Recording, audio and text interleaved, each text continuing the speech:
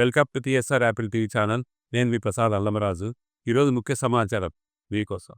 GHMC council meeting రసాబసాగా మారింది. సభలో BRS, BJP సభ్యులు ఆందోళనకు దిగడంతో కాంగ్రెస్ కార్పొరేటర్లు అడ్డుకున్నారు. అయితే సభ ప్రారంభమైన కాసేపటికి మాజీ ప్రధాని మన్మోహన్ సింగ్, రతన్ టాటాలకు సంతాపం తెలిపారు. ఇక సంతాపం అనంతరం ముందుగా బడ్జెట్ ప్రవేశపెడతామని మేయర్ ప్రకటించారు. ముందు ప్రజా సమస్యలపై మాట్లాడాలని, ఆ తర్వాతే బడ్జెట్ ప్రవేశపెట్టాలని బీఆర్ఎస్, బీజేపీ సభ్యులు డిమాండ్ చేశారు.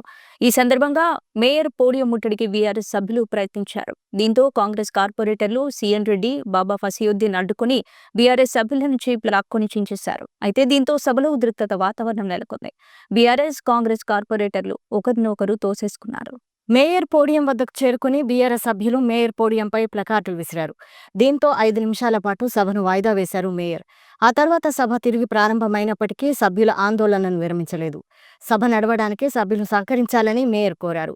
బడ్జెట్పై చర్చించాల్సిన అవసరం ఉందని సహకరించాలని మేయర్ కోరినప్పటికీ సభ్యులు ఆందోళన విరమించలేదు. సభ్యులు ఎంతకో ఆందోళన విరమించకపోవడంతో మేయర్ బడ్జెట్ ప్రవేశపెట్టారు. 2025-26 ఆర్థిక సంవత్సరానికి 8,440 కోట్ల రూపాయల బడ్జెట్ ఆమోదిస్తూ ప్రకటన చేశారు.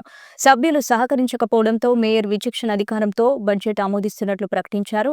ఆ తర్వాత మరో 10 నిమిషాలు సభను వాయిదా వేశారు. 10 నిమిషాల తర్వాత తిరిగి సభ ప్రారంభమైంది. 3 బీఆర్ఎస్ సభ్యులను మాస్టర్స్ బయటకు తీసుకెళ్లారు. జీహెచ్ఎంసీ కార్యాలయం నుంచి పోలీస్ వాహనంలో బయటకు తీసుకెళ్లారు. ఆ తర్వాత క్వశ్చన్ అవర్ ప్రారంభం అవగా బీఆర్ఎస్ సభ్యులు అడ్డుకునే ప్రయత్నం చేశారు.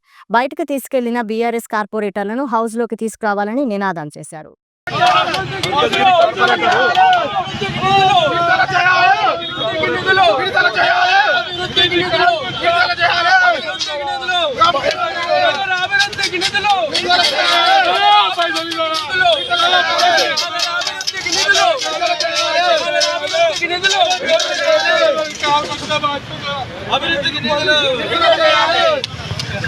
అభివృద్ధికి నిధులు